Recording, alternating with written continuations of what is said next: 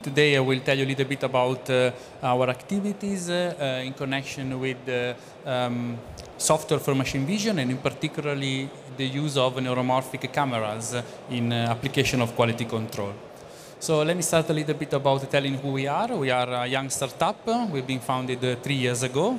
Both me and my co-founder, Ricardo, comes from a background in research, and several people in our team come from that background too. So what we do is that we have a need to integrate solution coming from research papers to develop a new prototype. Within our competencies, we have typical libraries for quality control that I'm sure you are aware about, for object detection, beam packing, anomaly detection, QR, and data matrix. But today I want to talk to you about other things that we are doing, and in particular our research focus on the integration of cameras with the neuromorphic sensor with images coming from traditional frame-based camera.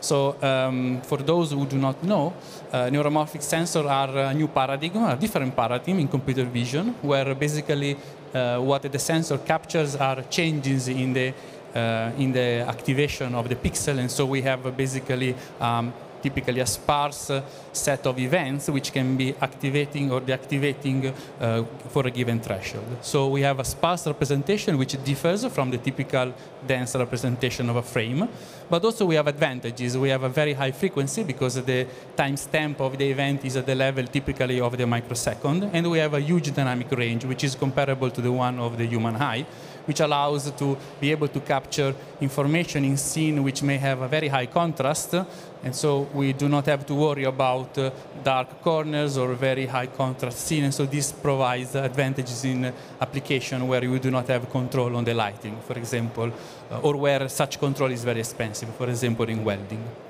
So when you wanted to use this type of data in your algorithms to extract information and to extract a high-level inference, of course, you have the issue that typically deep learning algorithms that you may use for typical frame-based images do not work very well in this context because they are not able to exploit the sparse representation of the events, which is an advantage of such representation.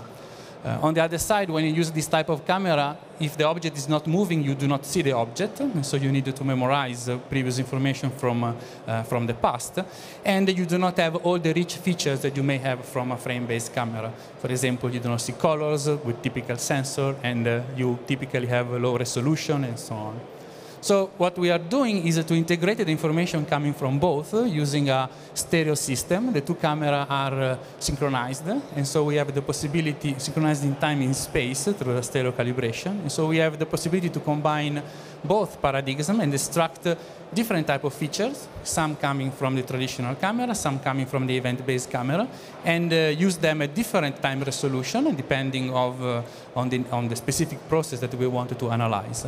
So a new feature that come easily and they are very interesting from event-based camera can be, for example, vibration, because we have a way to understand if a pixel is vibrating at a frequency which is typically much higher than the one of the frame per second of a camera. We can easily detect instantaneous velocity. We have sharp edges also in the presence of a low light condition.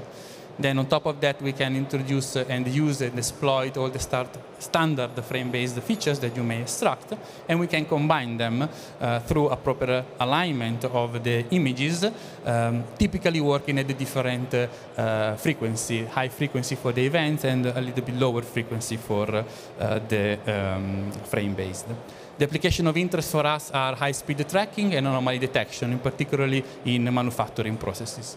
So unfortunately, my presentation is not very friendly in terms of video, and if you want to see the videos that we have, and they're very interesting, you have to come to the booth, which is over there in the startup area. Here we can see, basically, I can tell you, it is a tracking application in which the one on the right are bubbles coming from generator of oxygen and bubbles in an aquarium. So the speed is very, very high. And you will see that even if we go, I think, at 200 frames per second on the right, we see that there is a gap between the movement of the bubble, while the video will show you that we have a continuous movement that allows us to track the object, count the object, see the movement, and characterize the process. This is, of course, an example and application. 2025 is what we are working on. Well, we are working in integrating this sensor in a unique smart camera, which would allow us to run application on the edge. Our technologies are based on the sensor of Prophecy that we are integrated through the platform of Framos. And our vertical of interest are, as I told you, high-speed tracking, anomaly detection.